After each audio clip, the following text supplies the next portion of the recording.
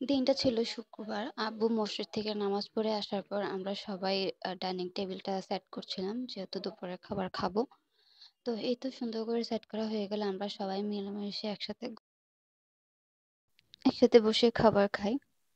তারপর এই খাবার-টাবার খাওয়া শেষ করে আমরা ভাবলাম যে কিছু একটা করি। আর যেহেতু বাসায় আমার সেদিন কাজিন ছিল। তো সবার মত অনুযায়ী ভাবলাম যে কিছু একটা করা যাক। পরে দিয়ে সবার ডিসিশন একবারে মানে আমরা বৈঠক বসেছিলাম। বৈঠক বসে একবারে ডিসিশন নিলাম যে ঠিক আছে শাড়ি পরবো, পিকনিক তুলবো, ছাদে যাবো, একটু মজা করবো এই। যখনই আমরা এইসব মানে করতে গেলাম, শাড়ি পরলাম, ইন দ্য মিন টাইমে তখন কারেন্ট চলে গেছিল। এত মেজাজ খারাপ হয়েছিল, ঘামাইয়া একেকজনের অবস্থা পুরা ১২টা বেজে গিয়েছিল।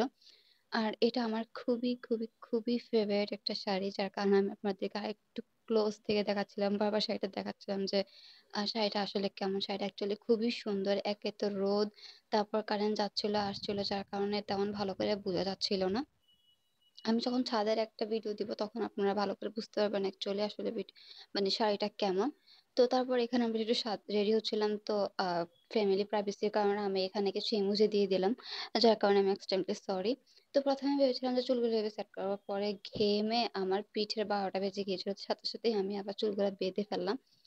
তারপর আর চিন্তা না করেই ছাদে চলে আসলাম, কারণ ভাবলাম যে ঘরে এত গরম, ড্রেস শাড়িটা পরেছি, এখানে ছাদে চলে যাই বাসায় না থেকে।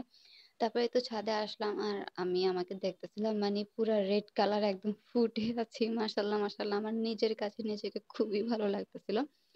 তারপর হঠাৎ করে আকাশে দেখলাম যে দিনের বেলায় চাঁদ উঠলো, সেটা আমি একটু ভিডিও করলাম।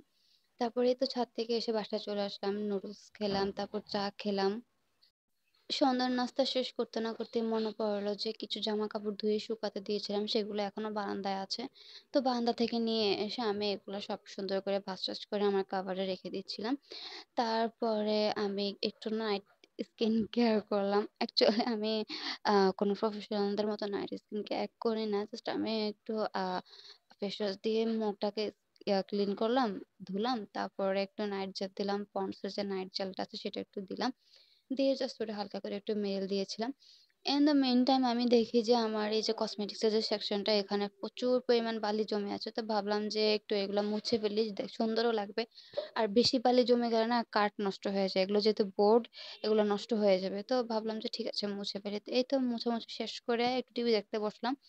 হঠাৎ করে দেখি যে আমাদের খালু এসেছেন। উনি আসার সময় আমাদের জন্য চটপটি নিয়ে এসেছিল। তো এগুলোই আমরা সবাই মিলে আবার ভাগ-টাগ করলাম, খাচ্ছিলাম। আর এখানে আমার ছোট ভাই, আমি খালাতো ভাই আমাকে মরিচগুলা দিয়ে দিচ্ছিল। ও বলছিল ওর কাছে ঝাল লাগতেছে, আমি খাবো কিনা।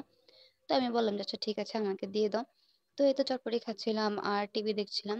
আর আমার আজকের ভিডিওটা এই পর্যন্তই। আমার একটা নতুন পেজ আমি খুলেছি, সবাই আমার পেজে মাস্ট বি ফলো দিবেন, অবশ্যই ফলো দিবেন, কারণ আপনাদের ফলোটা আমার জন্য খুবই হেল্পফুল।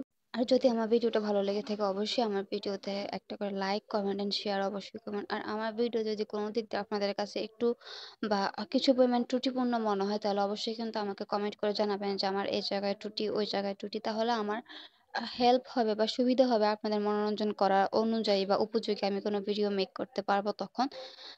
আমি আপনাদের কাছে সেই হেল্পটাই আসলে অ্যাকচুয়ালি কামনা করব।